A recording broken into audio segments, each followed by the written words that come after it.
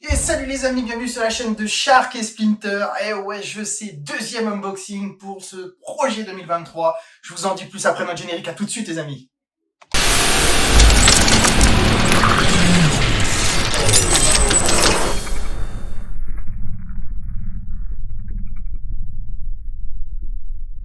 Et nous revoilà les amis pour la suite de ce unboxing. Alors c'est un... Non, je vais rien dire. C'est franchement une superbe espèce voilà, qui vient compléter le premier unboxing que vous avez vu. Donc bon, bah voilà, vous avez deviné ce que c'est. Donc c'est une femelle, oui. C'est une femelle la fée Shrinky, oui. Je vous montre tout de suite le colis. Alors donc voici le colis les amis, donc comme je l'ai dit dans la miniature, donc c'est un unboxing de chez mon ami de Jurassic Knack, donc Rémi. Rémi, je te remercie beaucoup pour cette superbe femelle. C'est un truc de malade, donc voilà. Et ben j'ouvre le colis en même temps. Et voilà les amis, donc j'ai ouvert le colis. Ah, vous apercevez la petite bête, donc voilà, je vais vous la sortir tout de suite. Je pose la boîte. La jolie petite bête qui est là. Alors, qu'est-ce que c'est? Donc, comme je vous ai dit, effectivement, c'est une élafée Shrinky, mais c'est pas n'importe quelle élafée Shrinky. C'est une élafée Shrinky mélanistique. Une tuerie, une pépite. Je vous invite tous à aller sur le TikTok de Jurassic Knack voir. Il a sa femelle dans les mains. Vous allez voir ce noir profond que ça prend, brillant et tout, avec les ocelles grises qui vont disparaître petit à petit. Oh, c'est magnifique. Donc en fait, cette souche vient du plus grand, du seul reproducteur qui est basé en Italie d'élafée Shrinky mélanistique, donc qui arrête malheureusement. Voilà, donc Rémi a récupéré des petits, donc moi j'en ai récupéré un et je compte travailler cette souche. Et je l'espère d'ici 2 ans et demi, 3 ans pour la petite femelle, vous proposer de super beaux bébés. Franchement, elle est très très belle. Franchement, Rémi, merci. Vraiment, merci beaucoup pour cette superbe femelle, comme vous pouvez voir. Voilà. Donc, je vous fais pas languir plus longtemps. J'ouvre la boîte. Ah là, je suis comme un gamin, vous savez, devant les illuminations de Noël ou à la fête foraine. C'est tellement juste un moment magique. C'est extra. Alors, on va aller faire le petit scotch tranquillement. Sans trop effrayer la bête, la petite pépite. Voilà. Donc elle bouge beaucoup, ce qui est normal. Elle se dit mais qu'est-ce qui m'arrive? Qu'est-ce qu'il me veut le vilain? Voilà, hop, je enlève le scotch d'un coup. Donc, on va la laisser se calmer un petit peu parce que le fait d'avoir enlevé le scotch, ça ne lui a pas plu. Forcément, ça l'a stressé un petit peu. Voilà, donc on laisse se calmer un petit peu, qu'elle bouge tranquillement. Allez, je vous ouvre ça tout de suite.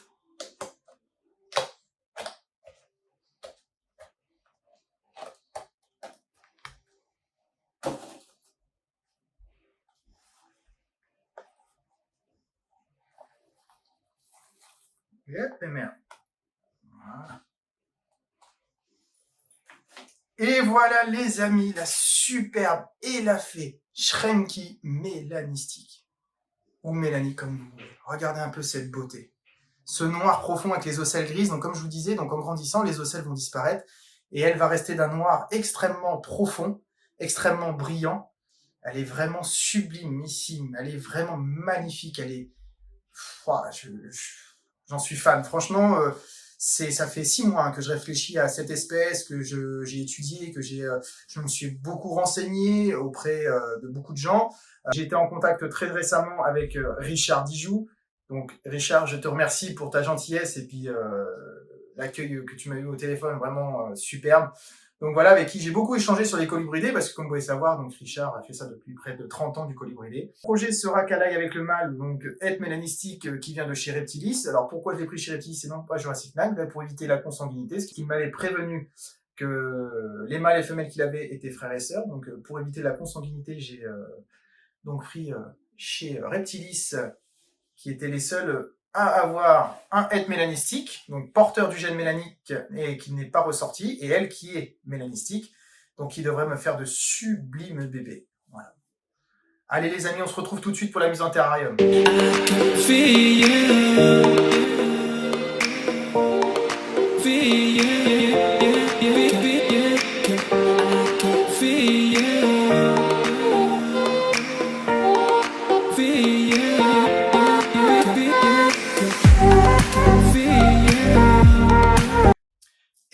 donc nous revoilà les amis à l'issue de la mise en terrarium de la petite et la fée Shrinky mélanistique de chez Jurassic Knack.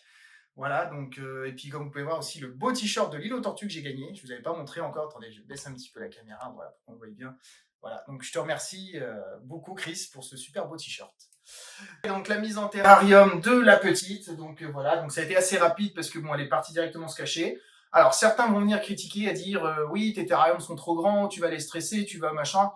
Et la négritus, elle est là, hein, elle n'est pas stressée du tout. Elle est passée de ça à ça, hein. Terra définitif, il n'y a eu aucun problème, elle mange, elle vient de muer, tout va très bien. Moi j'ai confiance en mes animaux, je leur ai mis suffisamment de cachettes, j'aurais mis beaucoup d'endroits où ils puissent s'enfouir dans le substrat pour se sentir en sécurité. Moi j'ai totalement confiance, je sais que ça va très très bien se passer, donc on verra par la suite. De toute manière, le nourrissage aura lieu d'ici quelques jours, le temps de le laisser s'acclimater, la petite femelle. Donc le mâle, lui, a très très bien mangé déjà la semaine dernière, parce que ça fait une semaine que je l'ai et je viens de commander la femelle là. Attendre quelques jours avant de la nourrir, hein, de façon à ce qu'elle puisse prendre son acclimatation, voilà, qu'elle puisse s'acclimater dans son terrarium, le découvrir avec toutes les cachettes que j'ai mis, voilà, donc tout ça. Donc bah, après voilà, ça reste une couleuvre asiatique, ça reste des paramètres relativement simples en termes de chauffage. Voilà, c'est 28 degrés jour à peu près, 22-23 la nuit, avec une hibernation aux alentours des entre 11 et 15 degrés. Voilà, donc une pièce sera aménagée donc plus tard pour faire l'hivernation d'ici cet été. Et puis on va procéder à l'hivernation tranquillement quand ils seront prêts. Et puis après, dès qu'ils seront adultes, hein, après l'hivernation, mise en présence mâle et femelle ensemble pour essayer d'avoir de super beaux bébés à vous proposer. Je l'espère, je croise les doigts de tout cœur. Voilà. Donc c'est vraiment quelque chose, comme je vous ai dit, voilà, ça fait 6 mois que je me suis renseigné dessus, auprès de personnes spécialisées dessus, donc que ça soit Rémi, que ça soit Richard Dijoux, voilà. Donc j'ai pris contact avec d'autres personnes aussi, qui m'ont bien conseillé, j'ai lu ce que j'avais à lire, j'ai expliqué ce que moi je savais, ils m'ont réconforté dans les bases que j'avais, donc ce qui prouve bien que voilà, j'avais des bases solides et j'en suis content. Donc je vous laisse dire en commentaire ce que vous pensez de cette superbe femelle. Enfin franchement pour moi je la trouve extrêmement magnifique. J'ai hâte de la voir grandir. J'ai hâte de vous partager régulièrement des photos, des vidéos avec elle et le mâle bien entendu, de vous montrer tous les deux comment ils vont être vraiment magnifiques. Sur ce, donc je vous laisse commenter, liker, partager, vous abonner en masse parce que c'est vrai que j'ai besoin de vous tous pour pouvoir exploser en termes de la chaîne.